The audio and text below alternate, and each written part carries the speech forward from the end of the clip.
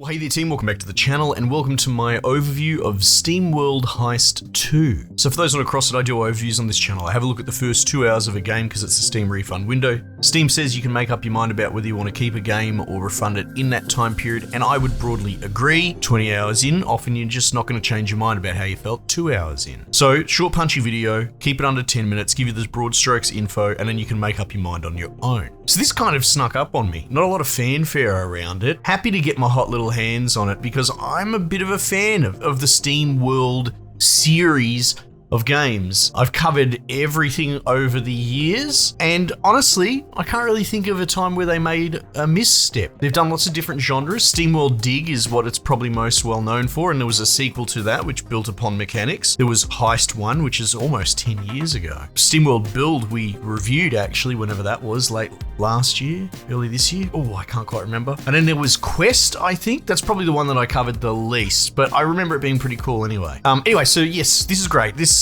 from my time so far lives up to its pedigree. Something that surprised me because honestly, there's a million different games. When I know I'm going to cover a game, I don't really look into it too much.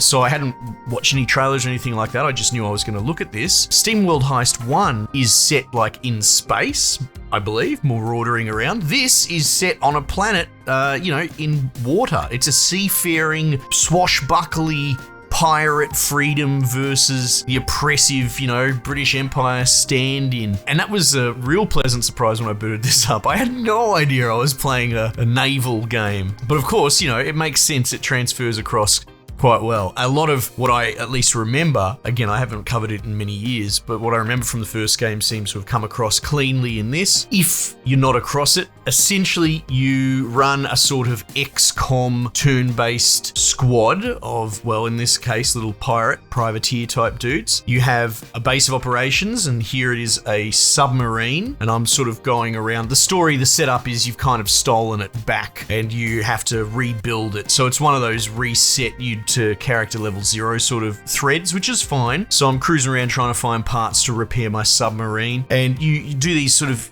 missions where it's like boarding craft, which was in the first game as well. So they've actually managed to take the original mechanics pretty much soundly untouched and put them into a totally different theme. That's very impressive to manage that. So yeah, you do your little boarding parties, you have turn-based combat. You'll be limited of how many crew members that you can take across. They have 2 actions. Once you fire, that's the turn up. But as you can see in the perspective, it's that ant farm side scroller 2D plane. And I guess the gimmick, the shtick, apart from it being SteamWorld themed, everyone's robots, they're all run on steam and water. That's a huge part of the economy. The deflection and ricocheting bullets around the map is how you get the real shenanigans going. And it's so well implemented. Getting secondary missions and to knock things off roofs, explosive barrels to knock them down onto dudes. The cover system's really good and it works well with the 2 dimensions, or rather the 2 directions on a plane, so you can have cover left or right. You have melee units will come up and smash the cover. You can shoot it to take damage off of it, so you can chip away at cover over time. There's a cool little cosmetic hat thing. I don't know what else to call it. And if you near miss someone's head, you can shoot their hat. So goes into little bullet time and you shoot the hat off their head. And if you go and pick up that hat, you now have it permanently as part of your wardrobe. So that's a cool, clever way of doing a cosmetic reward feedback system that's based outside of what would be traditionally currency, right? You can buy upgrades, buy new hats, buy new clothes.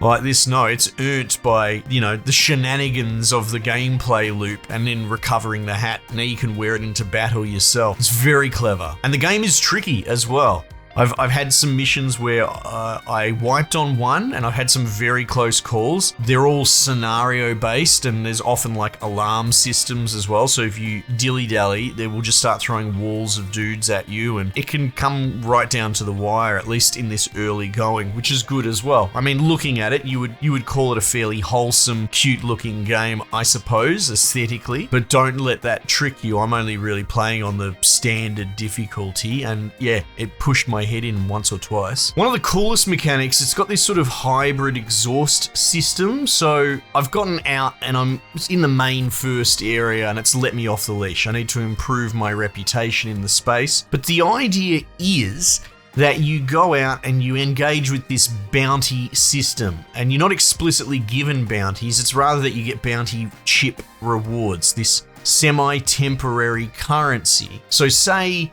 you start a new day in this game and you've got your crew, maybe you've got 4 robots in your crew, which I have at the moment. You'll go cruising around in the open world map and engage with a mission that maybe, you want to grind because you can replay everything, or you want to get a higher reputation. At the moment, I need to get, it's essentially like the 3-star system you see in a lot of games.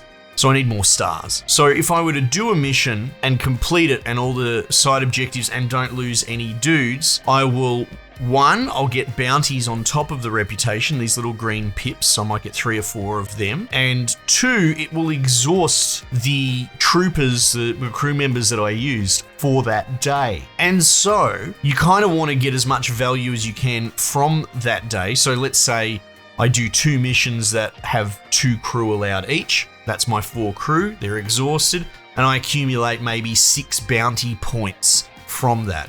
When you go back to the bar to rest for the day and recuperate and reset the cooldown timers, at the end of that day, the barkeep offers you a tiered list of buyable bounty rewards. And I just find it to be quite clever. It's not earth-shatteringly original. So basically, if you think about it, you strategically think about the day and how you're going to do these missions. So like it transcends on a kind of meta level. It goes above just doing one mission. In my example, there's the 2, and I'm thinking about that and trying to get my bounty points. And if I do this efficiently and well, I'll be able to afford whatever's like probably 6 bounty points in the shop at that time. Now, if you don't buy it then, or you don't have enough points or whatever, the day ends, it resets, and it cashes the bounty points out into just the nominal water currency. Essentially, it's wasted. So I find that to be very clever, and it adds a little bit more oomph to potentially trying to grind out something.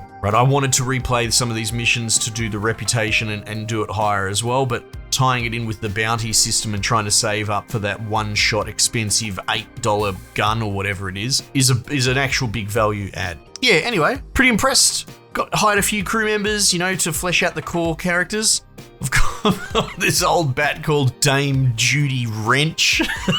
So she's regaling me about all her times of piracy when she was a young lass, and it's very funny, and you swap their hats around. And anyway, I don't want to waffle, but all said, this is actually just a really great experience. It's very polished. I haven't had any hitches, bugs, anything like that.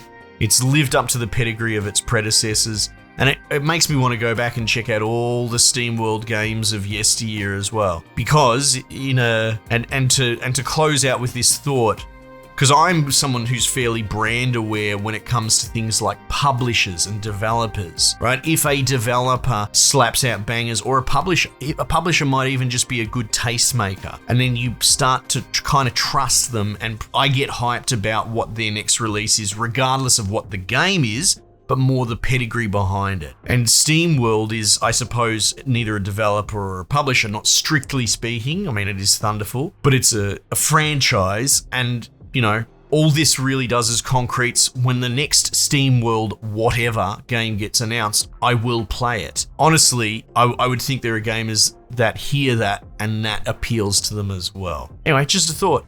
Another great SteamWorld game. Check it out. Anyway, team, I might just leave it there for the time being, and I'll catch you guys on the next one.